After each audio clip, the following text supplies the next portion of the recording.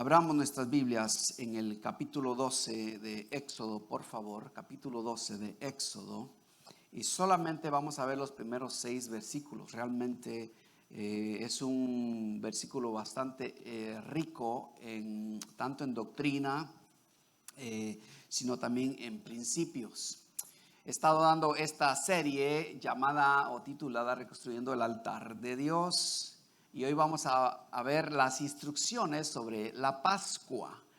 Y aunque la Pascua es una fiesta judía, realmente nos impacta a nosotros porque esa fiesta de la Pascua tiene un gran simbolismo y de igual manera una gran aplicación para nosotros, los cristianos gentiles, ¿sí?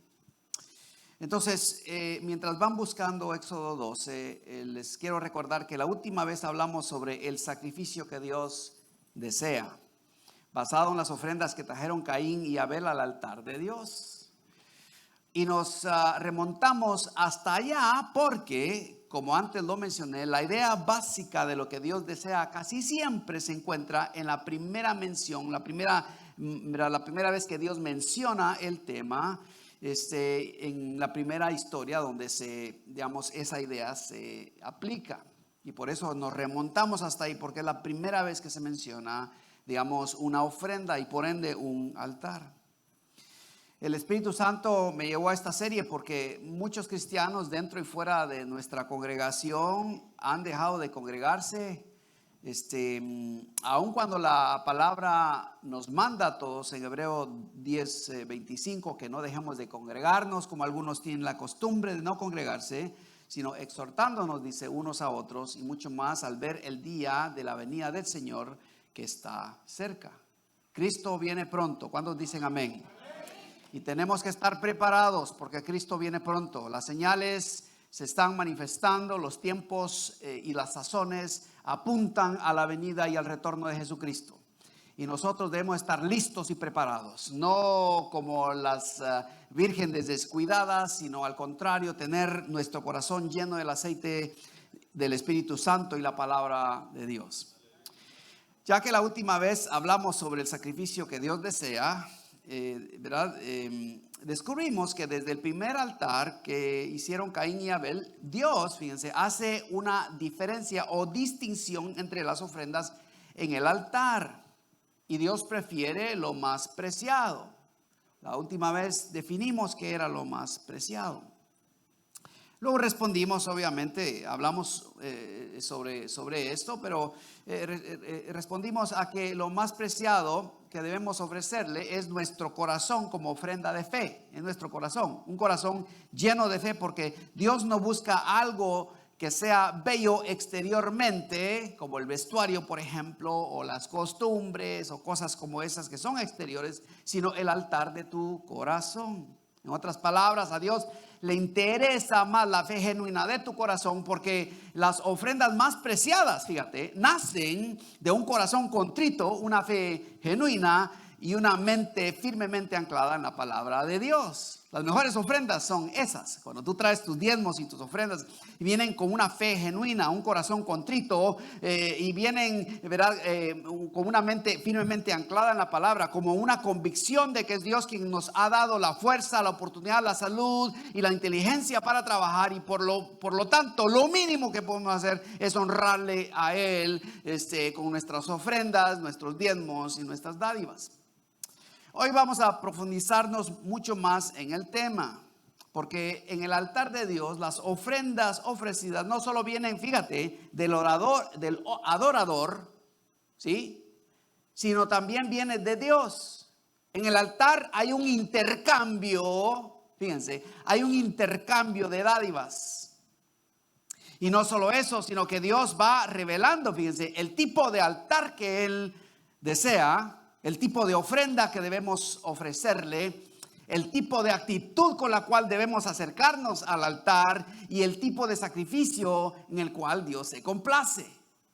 Una persona nunca puede entender qué Dios desea a menos que se enganche con Dios, que esté en constante adoración, rindiéndole culto en el altar de su corazón. Y es entonces cuando hay un intercambio en el cual el adorador le rinde su corazón y Dios le devuelve una revelación, le devuelve su palabra y le devuelve, por supuesto, el deseo, que es lo que Dios desea del individuo. Y toda esta revelación de Dios empieza desde Caín y Abel y va revelándose poco a poco, progresivamente a través de la Biblia. Desde Caín hecho y de Caín, desde el tiempo de Caín y Abel, Dios quiere un cordero por hombre. Fíjense que esto así empieza y lo damos, y la vez pasada lo vimos claramente. A Dios, a ver, ¿le gustan a Dios los bananos, las manzanas y los vegetales? Sí, le gustan a Dios. ¿Porque quién los hizo? Él los hizo. Entonces, si Él los hizo, le han de gustar los vegetales y los bananos y las verduras y todo eso, ¿sí? Pero Dios prefiere un cordero. Y lo vimos la vez pasada. Dios distingue o distinguió esas dos ofrendas prefiriendo un cordero. Y en ese caso, fíjense que de hecho desde el tiempo de Caín y Abel, desde ahí en adelante hasta más adelante, hasta el versículo que vamos, hasta el pasaje que vamos a ver, era cordero por varón. ¿Sí? Y yo pienso, ¿verdad? Ahora en el tiempo de tanta gente que están tratando de salvar el planeta, yo digo, ya se hubieran muerto todos los corderos, porque si fuera así, un cordero por hombre, ya todos los corderitos estuvieran extintos, ¿verdad? Pero más allá de eso, realmente Dios demandaba un cordero por hombre. Luego, durante la primera Pascua, en Éxodo 12, que vamos a ver ahora, cuando Dios le instruye al pueblo de Israel que ofrezca un cordero, fíjese, ya no por hombre, sino un cordero por familia. Digan todos familia. Y ahí hay un cambio, ¿sí? Ya no un cordero por hombre. El cambio a que Dios, digamos, que Dios hace es sumamente importante. Este cambio es sumamente importante. Porque la revelación progresiva de Dios va apuntando, fíjese, poco a poco al que sería el cordero pascual que se ofrecería voluntariamente por nuestros pecados en la cruz del Calvario. Esto apunta a eso. Desde el tiempo de Abel, ¿sí? Desde el tiempo de Abel. Y Dios progresivamente va revelando su voluntad. Y luego llegamos al capítulo 12, donde aprendemos algo más acerca del deseo de Dios. ¿Qué sacrificio, qué ofrenda quiere Él en su altar? Con eso en mente, entonces vamos a leer Éxodo 12. Lo primero que veo en este pasaje, antes de leerlo, fíjense, es que es algo sobre las instrucciones. Son las instrucciones sobre la Pascua. Las instrucciones sobre la Pascua. Veamos por favor allí. Vamos a leer la palabra de Dios con reverencia a Dios el Padre, Dios el Hijo y Dios el Espíritu Santo. Esta versión dice así, Éxodo 12, 1 al 6. Dice: en la tierra de Egipto el Señor habló a Moisés y a Aarón y les dijo, verso 2, este mes será para ustedes el principio de los meses. Será el primer mes del año para ustedes. Hablen a toda la congregación de Israel y digan, el día 10 de este mes cada uno tomará para sí un cordero según sus casas paternas, un cordero por cada casa, o sea, por cada familia. Verso 4. Pero si la casa es muy pequeña para un cordero, entonces él y el vecino más cercano a su casa tomarán uno según el número de personas. Conforme a lo que cada persona coma, dividirán ustedes el cordero. Verso 5 dice, el cordero será un macho sin defecto de 1 año. Lo apartarán de entre las ovejas o de entre las cabras. Verso 6. Y lo guardarán hasta el día 14 del mismo mes.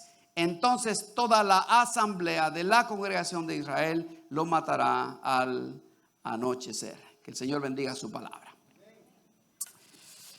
Según el versículo 1, hermanos, Dios les habla cuando todavía están en Egipto como esclavos.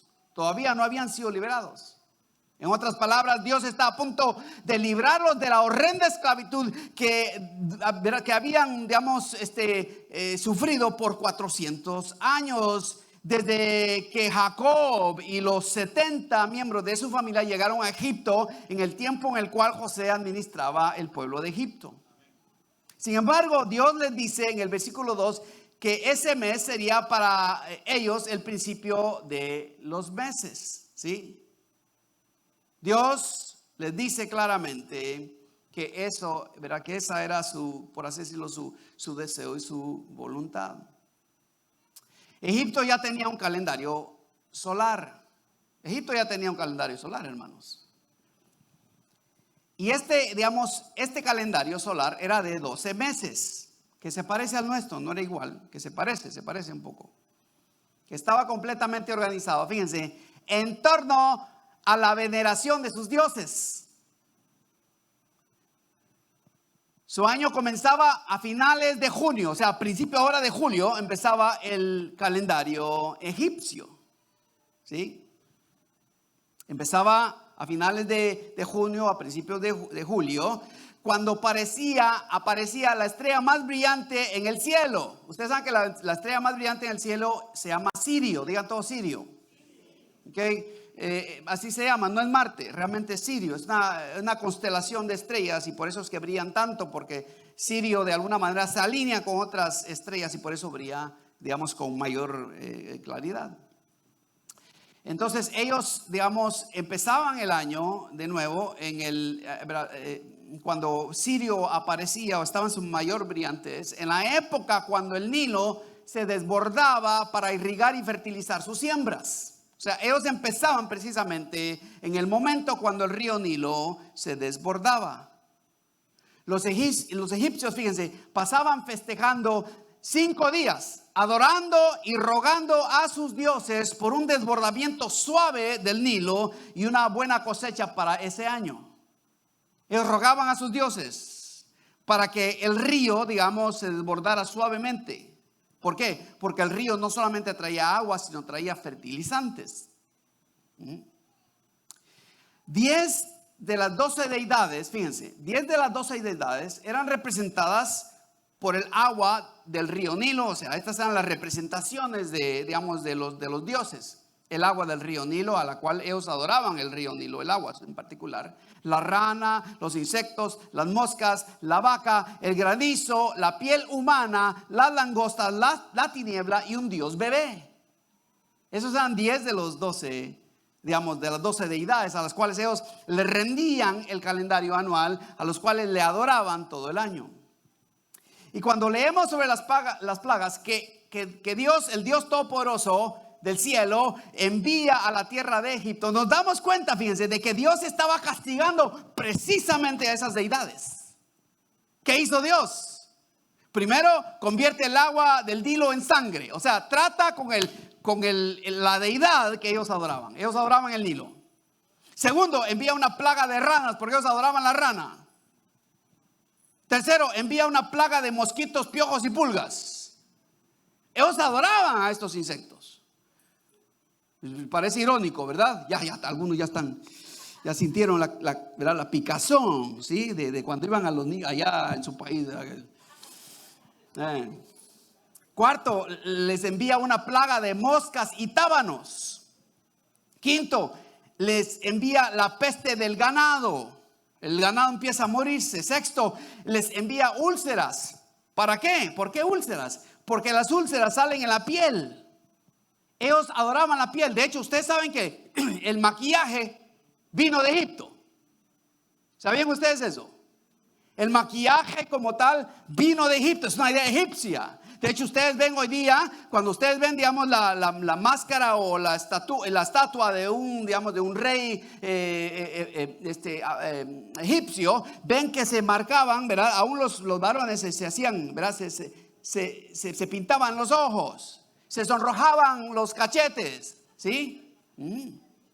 Entonces, Dios les envía úlceras para lidiar con aquellos que los adoraban. Como algunos hoy día también que se van al gimnasio y andan, ¿verdad? Así bien, ¿verdad? ¿Sí? El gran hombro así unas patas de gallina, pero igual anda así, ¿verdad? Bien fuerte, ¿sí? ¿Sí? Eso es lo que pasa hoy, si eso no ha cambiado. Séptimo, les envía granizo, porque ellos adoraban el granizo, ¿sí? Octavo, les envía la plaga de langostas. Noveno, les envía tinieblas. Ellos adoraban la oscuridad. Y décimo, envía al ángel de la muerte para matar a los primogénitos de sus esclavizadores. Dios trata directamente con las deidades del pueblo egipcio. Y lo hace frente al pueblo de Israel para que ellos vean que Dios quiere lealtad y quiere de alguna manera adoración y solo para Él. ¿Sí? El calendario, sin embargo, que Dios les dio, fíjense, ya no se centró, ¿verdad?, en la idolatría, sino en recordar permanentemente al Dios verdadero que tanto los amó para liberarlos de la esclavitud. Cada aspecto, de hecho, del nuevo calendario que Dios les da, repetía la liberación que Dios estaba a punto de obsequiarles por su grande e infinita misericordia, cumpliendo de hecho la promesa que le había hecho a Abraham. Ustedes se acuerdan que Abraham le hizo una promesa al respecto y la menciona específicamente todo esto. Dice en Génesis 15, 13 al 14, y Dios dijo a Abraham: ten por cierto que tus descendientes serán extranjeros en una tierra que no es suya. No le dice el nombre. Y dice, de donde serán esclavizados y oprimidos por ¿cuánto? 400 años. Pero yo, dice, también juzgaré a la nación a la cual servirán y después saldrán de allí con grandes riquezas. Si 400 años, su tatarabuelo, su abuelo, tatarabuelo, Abraham, ¿verdad?, quien conoció a Dios, fue el primero, digamos, que descubrió al Dios Trino. Y Dios le habla. De hecho, en este momento, en este capítulo 15 de Génesis, él hace un altar, Dios le habla y le revela eso y le dice: esa no es buena noticia, o sea, tus descendientes van a ser esclavos. Esa no es buena noticia. Sin embargo, Dios establece su plan porque el deseo de Él era que el pueblo de Israel aprendiera, fíjense, después de haber sido esclavos, después de haber sido liberados por Dios, Dios quiere que el pueblo entienda que este Dios todopoderoso no solamente los puede liberar, sino que desea toda la gloria y toda la honra. De hecho, la introducción de un nuevo calendario nos dice, hermanos, nos dice realmente esto. Nos dice que Dios es el Dios de nuevos inicios después de una vida esclavizada por el pecado, los vicios, la culpa y el fracaso.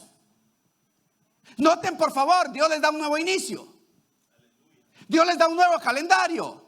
Dios empieza algo nuevo, algo fresco, algo diferente que ellos nunca habían entendido, ni nunca habían comprendido, nunca habían estado en una relación con un Dios todopoderoso que les diera un nuevo inicio. Y por eso Él les da un nuevo calendario.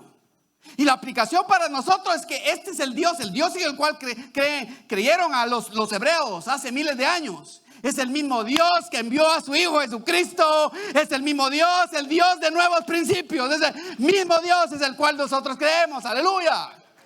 ¿Sí? Y por esa razón, hermanos, miren, por esa razón, en el último capítulo de la Biblia, fíjense, antes del último capítulo, ¿verdad? Dios dice lo siguiente, el Señor Jesús dice lo siguiente. Él dice en Apocalipsis 21:5, dice: el que está sentado en el trono dijo: yo hago nuevas todas las cosas. A Dios le encanta hacer nuevas cosas para ti. Le encanta darte nuevas oportunidades, nuevos principios, nuevas ideas y una nueva fuerza cada día para trabajar y ganarte la vida. ¿Sí? Dios, el Dios en el cual creemos, es el Dios de las nuevas cosas, el Dios de principios. Dios es el Dios de nuevos inicios, razón por la que la vida, fíjense, la vida realmente empieza cuando una persona inclina sus pies inclina su corazón a los pies de Cristo y lo adora. Ahí empieza la vida. La vida nueva que Cristo te promete, querido amigo, empieza cuando tú le rindes tu corazón a Él. Ahí empieza la vida. ¿Sí? El día que tú le rindes tu corazón al Señor, querido amigo, el día que tú le construyes un altar en tu corazón, Dios es el Dios de principios nuevos y hoy quiere Él darte una oportunidad para empezar de nuevo. Te quiere dar la oportunidad para iniciar un nuevo calendario y una nueva vida para tu vida. Esto es lo que Dios quiere para ti, querido amigo.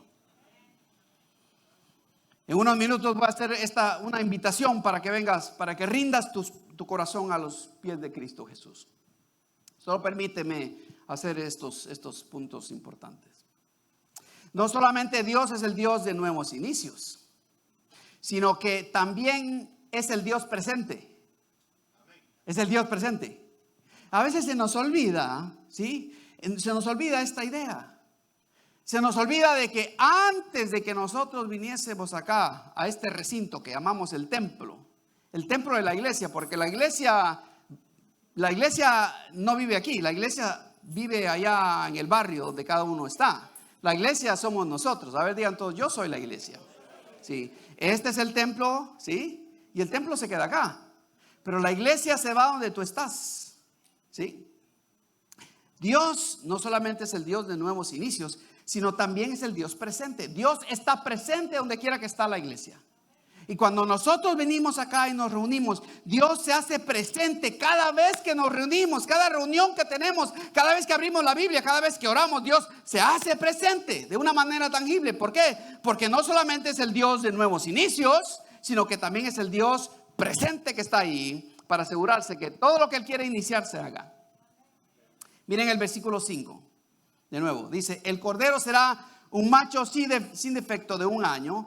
Lo apartarán de entre las ovejas y de entre las cabras, y lo guardarán hasta el día 14 del mismo mes. Entonces toda la asamblea de la congregación de Israel lo matará al anochecer. Ahora, al leer esos 2 versículos, no entendemos lo que está escrito. Realmente, a veces lo leemos. A todos nos pasa. Lo que Dios está diciendo acá es que Dios está presente. Y les voy a explicar ahora. Se lo voy a explicar de esta manera. Miren. Dios le dice que en el décimo día del mes, ¿verdad?, del nuevo calendario que Dios les estaba dando, cada familia debía tomar un cordero, o sea, una ovejita tierna de menos de 1 año. Y el cordero debía, fíjense qué interesante, el cordero debía vivir dentro de la casa con la familia por 4 días, desde el día 10 al día 14. Porque el día 14 se iba a ofrecer la Pascua. ¿Sí? Yo me preguntaba, ¿por qué razón? ¿Por qué razón? Ahora, entiendo que un perrito, ¿va? Porque nosotros, ¿verdad?, nos gustan, algunos, ¿cuánto les gustan aquí los gatitos? A ver, ok, muy bien, miren, hay. They're cat people. Hay alguna gente que le gustan los gatos. ¿Cuánto les gustan los perros? A más gente, ¿verdad? Sí, qué bueno. Sí, porque los gatos se mandan solo, Ustedes saben, el perro lo manda al dueño. Para que ustedes sepan. Pero entendemos, ¿verdad?, si hubiera sido un perrito que viviera en la casa. Pero no, les dice que traigan un cordero. En otras palabras, fíjense, noten pues, el cordero se volvía parte de la familia. Ahora, ¿qué pasaba? Aquí miren el punto 2.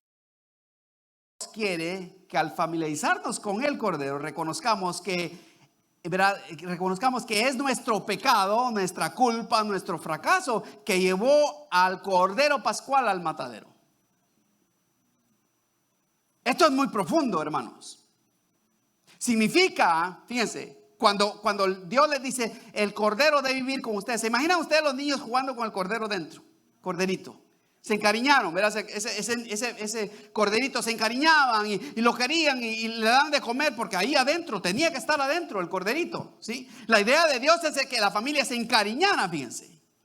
Era la intención clara de Dios. Él quería que la familia se encariñara con el cordero a fin de que cuando fuese sacrificado 4 días después de haber estado dentro de la casa, el cordero sería querido por toda la familia y lamentado por toda la familia.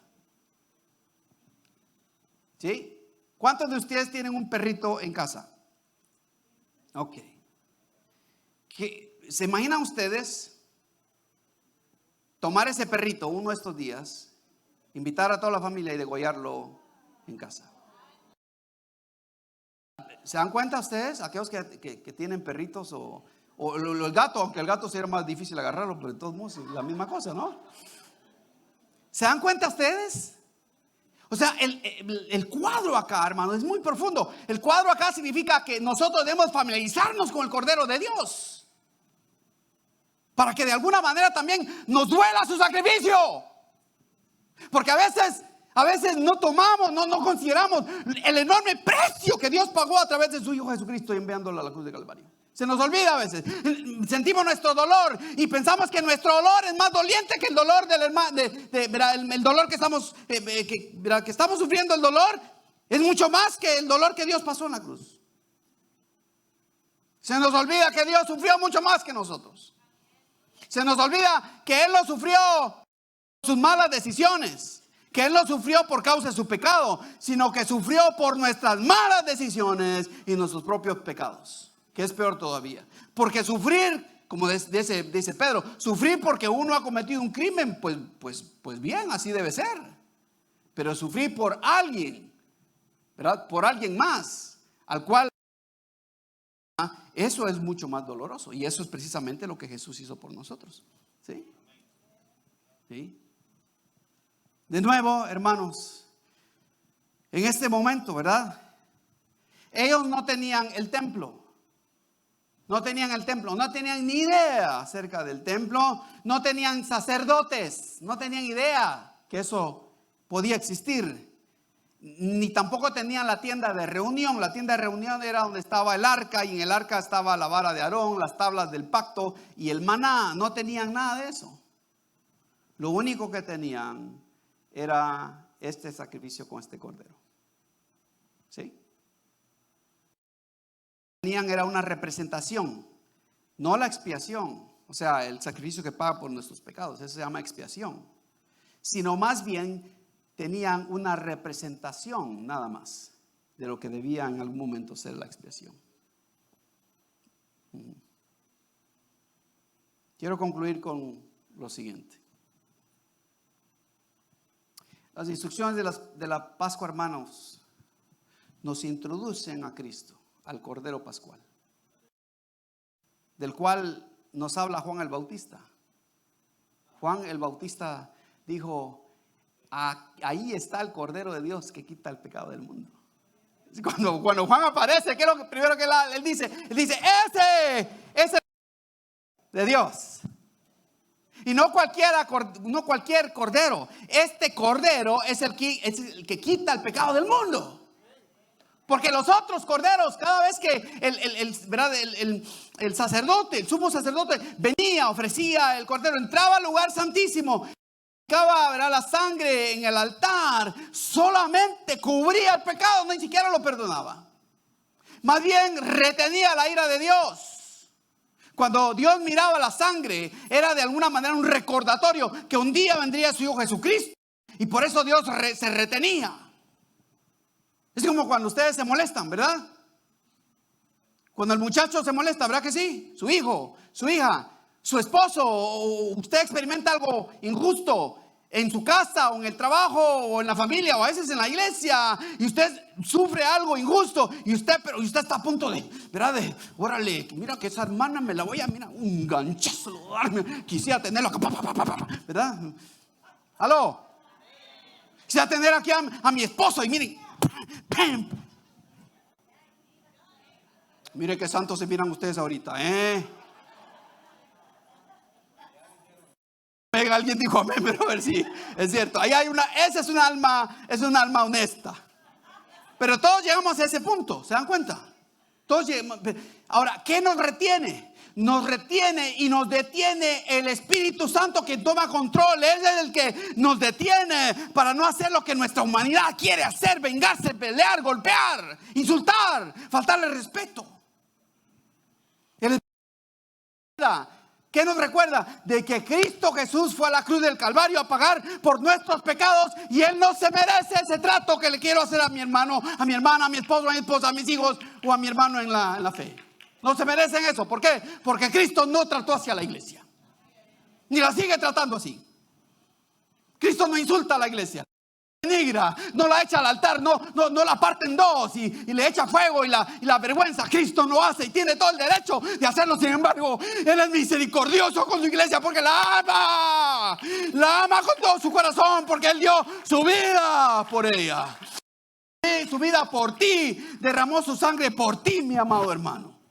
No es cualquier cosa que Él hizo. Querido amigo, Dios es el Dios de nuevos inicios. Después de una vida esclavizada por el pecado, tu propio pecado, quizá de vicios, quizá de culpa, quizá de fracasos, Dios te ofrece un nuevo inicio.